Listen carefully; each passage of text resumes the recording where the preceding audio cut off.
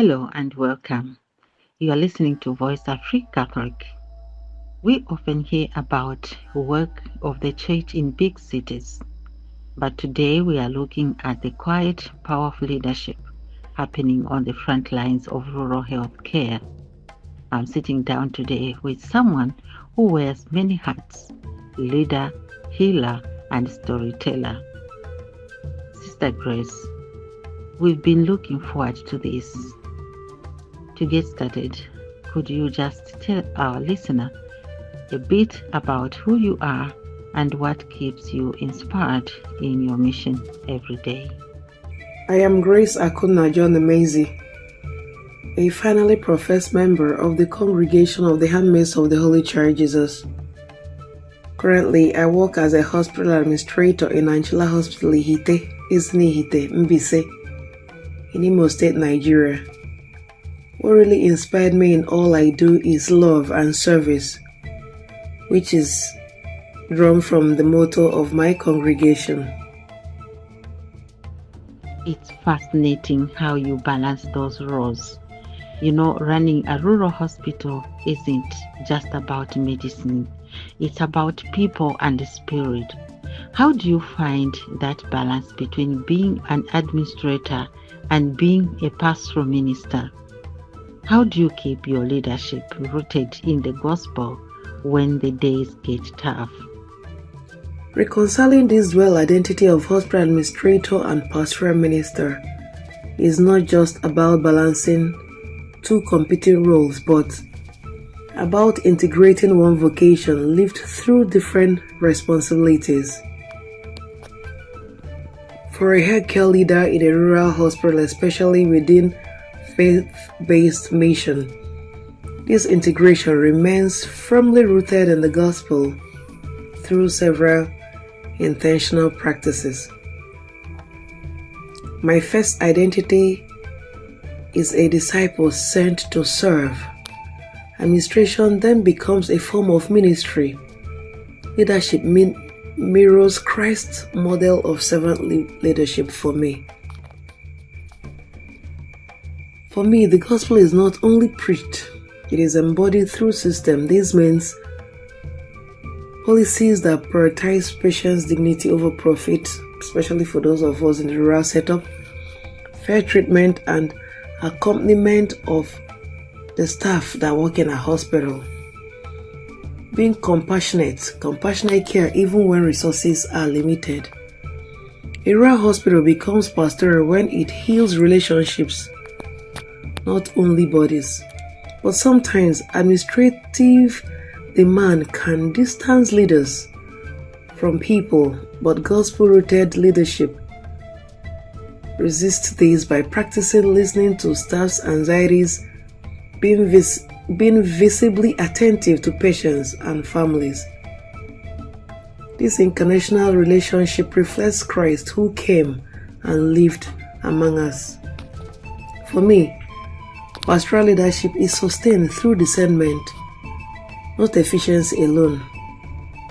Regular prayer and communal anchors decisions in God's will. You know, rural healthcare often involves painful trade-offs.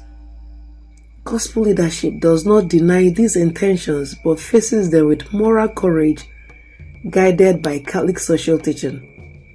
There is preferential treatment for the poor. I constantly donate blood here. Last month I donated to 2 little sisters. And again, last week we had a woman with preeclampsia whose life was at stake. So I had to donate one pint of blood. Just less than 4 weeks that I donated. Then subsidiarity. Even when outcomes are imperfect, integrity is preserved when decisions align with conscience. My pastoral credibility is not measured by sermons, but by how power is exercised. Talk about transparency in leadership, accountability, willingness to admit my limits and my mistakes. This quiet witness speaks the gospel more loudly than words. Again, when leadership flows from prayer, justice, and love, the hospital becomes a sacred space where healing is both clinical and spiritual, and where the gospel is lived daily in concrete acts of care. That connection to the gospel is so clear in your advocacy work. When you are out there talking about things like breast and cervical cancer, topics that can be quite difficult to discuss in underserved areas, how do you see that as more than just a health talk? Is it for you a way of showing these women their true dignity? Advocacy for breast and cervical cancer is underserved in Nigeria and other African communities that I've worked. It is far more than a public health intervention. For me, advocacy is a gospel action made visible in women's bodies and lives. When viewed through the lens of faith, this work becomes a sacred encounter where medicine, justice, and discipleship meet. The gospel constantly reveals Jesus moving towards those whose body were ignored, stigmatized, or deemed unworthy of care. In advocating for these women's cancer screening, often among the poor, rural, and marginalized, I continue this same movement called Akumi for Christ, a mission of hope, where hope is given to women who have lost hope because of the disease. Remember, early detection saves life. Early detection, education, and referral often whispers to those women, your life matters. Your body is worthy of care. This echoes Christ's healing ministry, where restoring health was inseparable from restoring dignity. Remember that we care, but God heals. In Africa, where fear, misinformation, and cultural silence surrounds women's health, presence itself becomes proclamation. I preach the gospel when I sit patiently with these women who are afraid of knowing their diagnosis, explain medical truths in compassionate, respectful language, challenge myths that equate illness with shame or punishment, especially in Africa. Breast and cervical cancer disproportionately affect women who already carry heavy burdens, economic burdens, social and family problems.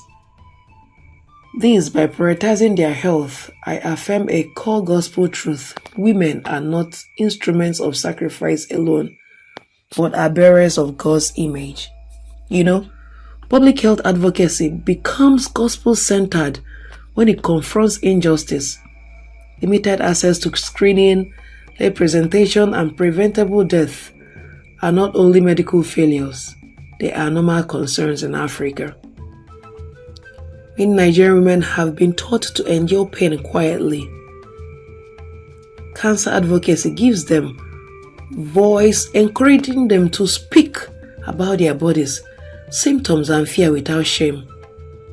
I am the voice of the voiceless in many rural and urban places.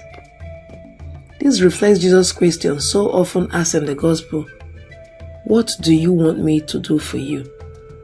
My advocacy is a living gospel, written not on paper but on lives of women who are seen, educated, and empowered to seek care.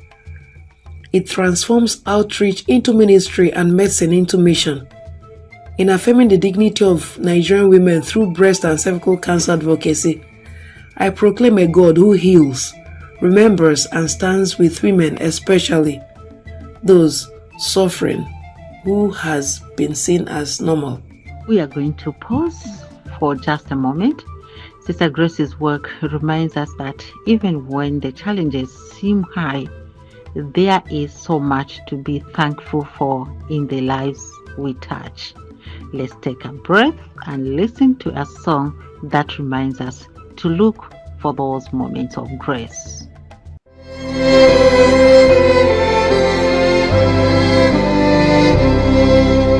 When upon life's billows you are tempest tossed, when you are discouraged thinking all is lost, count your many blessings, name them one by one, and it will surprise you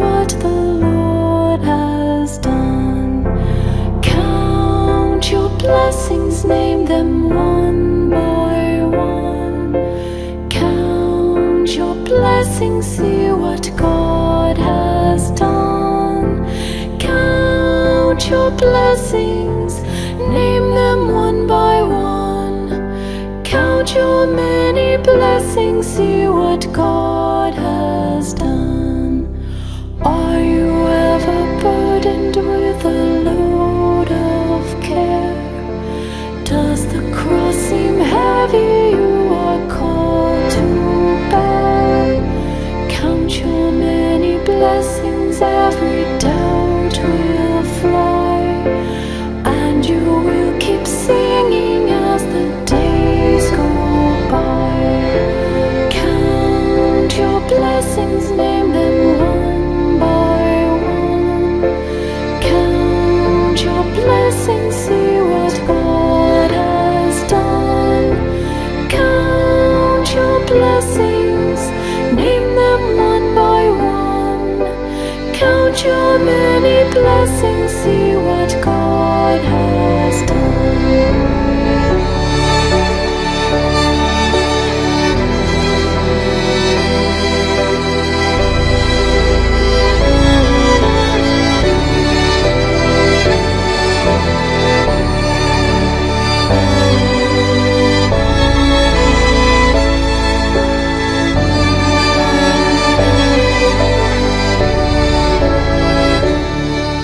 So amid the conflict, whether great or small, do not be discouraged, God is over all. Count your many blessings, angels will attend, help and comfort give you to your journey's end.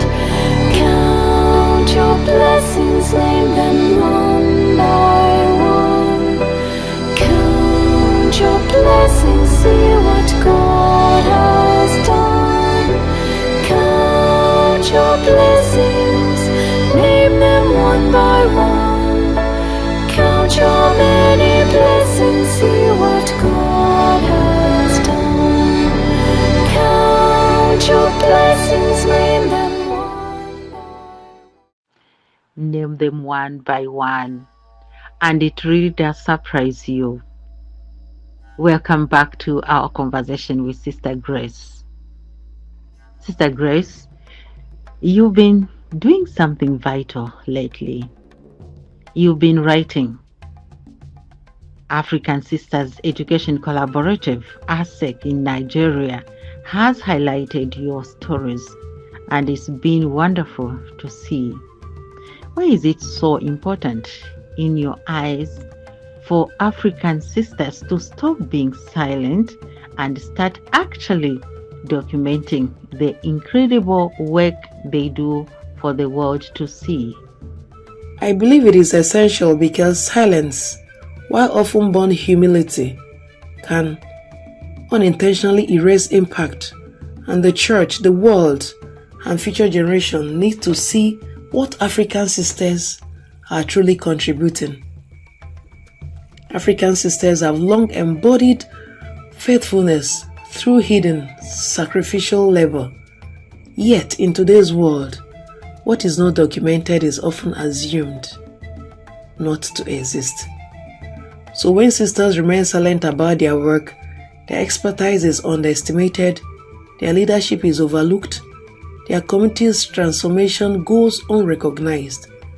So sharing my story is not self-promotion, it is just telling the truth.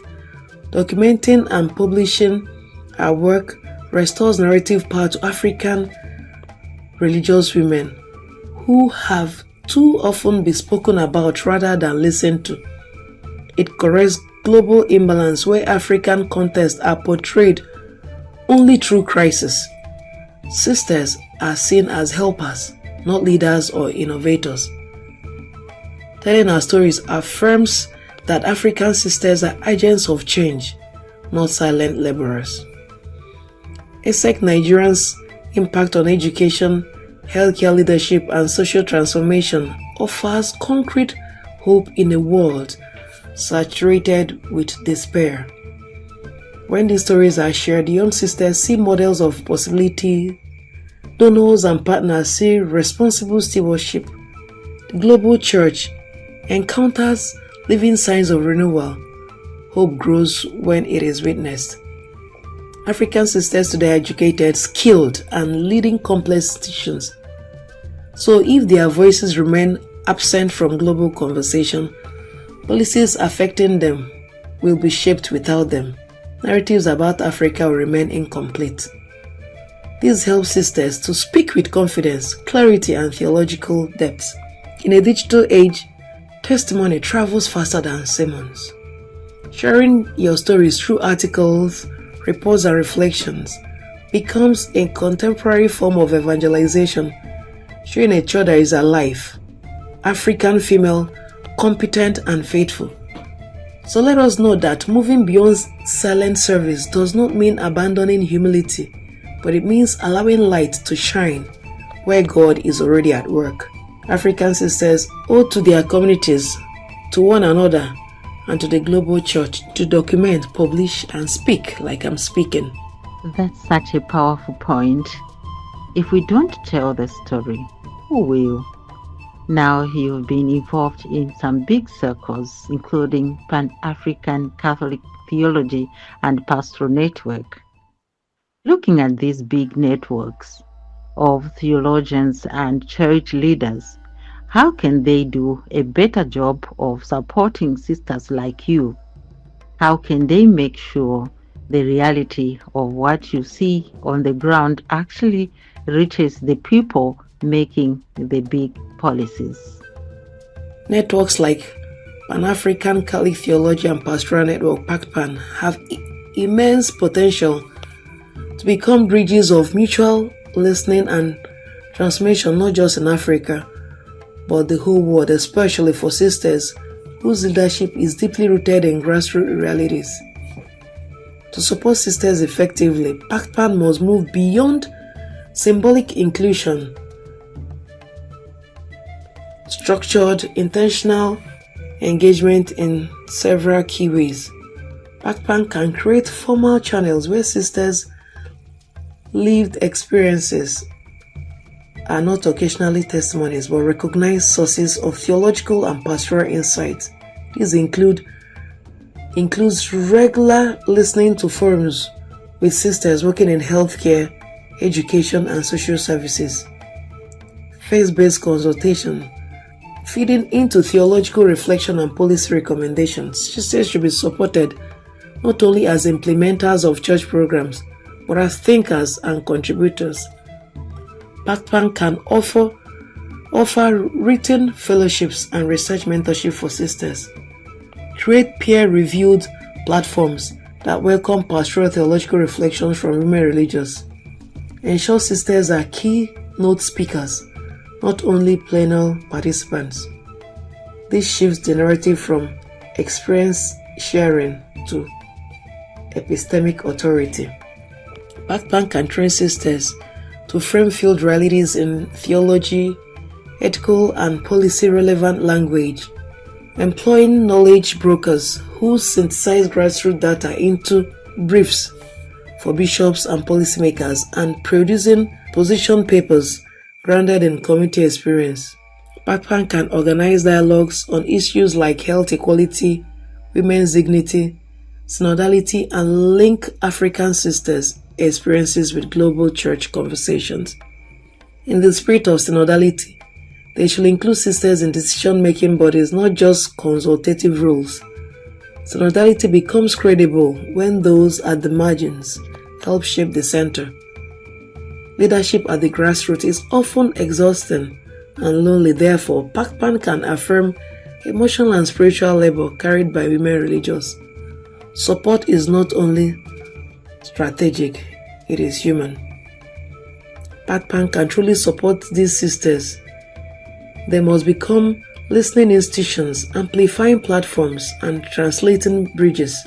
When grassroots realities are honored as theological sources, the church's teachings becomes more incarnate. its policies more just, and its witnesses more credible.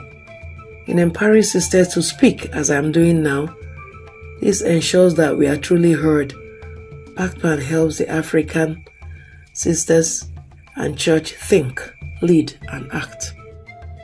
Before we let you go, ASEC recently mentioned your commitment and creativity. There are likely many other sisters listening who have those same gifts but maybe feel a bit shy or uncertain about stepping into the spotlight. What would you say to a sister who is hesitating to make her work visible? I would say to my fellow sisters, do not underestimate the power of what you're already doing. Commitment and creativity are gifts meant to be shared, not hidden. Start by being intentional about naming your work. Write it down, sisters. Talk about it. Don't be afraid. And reflect on its impact on people's lives. Visibility is not about self-promotion. It is about witness. When we share our work, we allow others to learn, collaborate, and be inspired. So I encourage sisters to tell their stories, even the small ones. Simple reports, pictures, or reflections can speak loudly. They should seek mentorship and collaboration, especially through networks like ASEC, which exist to amplify our voices. Ground your work in purpose and prayer, trusting that God uses our efforts beyond what we can see. Sisters should be courageous to step forward with humility, but also with confidence in the value of our mission. When our commitment is joined with creativity and shared generously, it becomes a source of action, hope, and transformation for the church and the communities we serve. Sister Grace, thank you. Thank you for your yes to the mission and for sharing your heart with us today on Voice Africa. What a powerful reminder today that service is never truly silent when it is done with love. Our thanks again to Sister Grace for sharing her journey, her challenges, and her blessings with us. If this conversation touched you, we invite you to share it with your community. Let's continue to amplify the voice of those building a better Africa, one story at a time. Until next time, stay rooted in faith and keep counting your blessings. This has been a Voice Africa Catholic production. I'm Sister Helen Kasaka. God bless you.